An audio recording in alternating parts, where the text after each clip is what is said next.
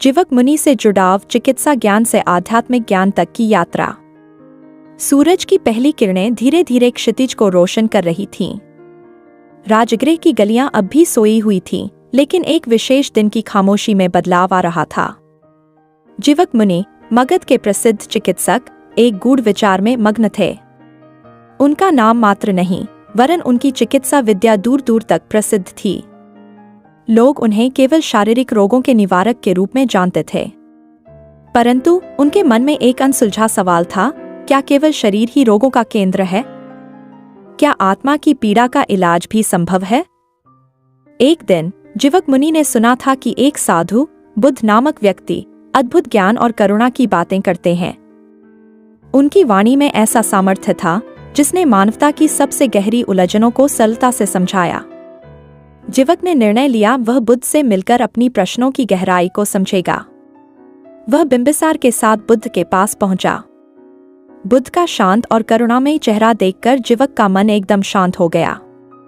भंते, जीवक ने विनम्रता से कहा, आपके वचन में ऐसी शक्ति है जो न केवल शरीर को स्वस्थ करती है, बल्कि आत्मा को भी शांति प्रदान करती है। कृपया मुझे अपना शिष्य बनने का अवसर दें। बुद्ध ने मधुर मुस्कान के साथ उत्तर दिया, जीवक, जैसे तुम शरीर का उपचार करते हो, वैसे ही मैं आत्मा का उपचार करता हूँ। आओ, मेरे साथ चलो और ज्ञान की इस गहराई में प्रवेश करो। वह दिन जीवक मुनि के लिए एक नए जीवन की शुरुआत बना।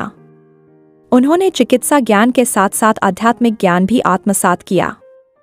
बुद्ध के उपदेशों ने उनके हृदय में करुणा और समझ का दीप जलाया। समय बीतता गया। जीवक मुनि ने न केवल अपने चिकित्सीय कार्यों को जारी रखा, बल्कि अनेक शिष्यों को भी बुद्ध के मार्ग पर चलने हेतु प्रेरित किया। एक दिन जीवक ने स्वयं कहा, भिक्षा केवल शरीर का पोषण नहीं, यह आत्मा की उन्नति का मार्ग है। बुद्ध ने उत्तर दिया, जीवक, सच्ची चिकित्सा वही है जो आत्मा को भी स्वस्थ करे। तुमने यह समझ लिया है। इस प्रकार जीवक मुनि ने बुद्ध के साथ मिलकर ज्ञान और चिकित्सा का संगम स्थापित किया। उनकी यात्रा एक प्रेरणा बन गई, शारीरिक और आध्यात्मिक स्वास्थ्य का एकत्रित पथ। और इस तरह जीवक मुनि का जीवन मानवता के लिए उज्ज्वल दीपक बन गया, जो अनगिनत पीढ़ियों को मार्गदर्शन देता रहा।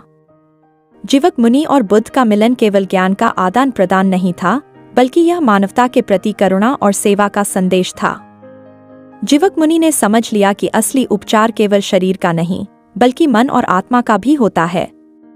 इस प्रकार उनके बीच का यह संवाद समय की धारा में एक अनमोल प्रेरणा बनकर बच गया।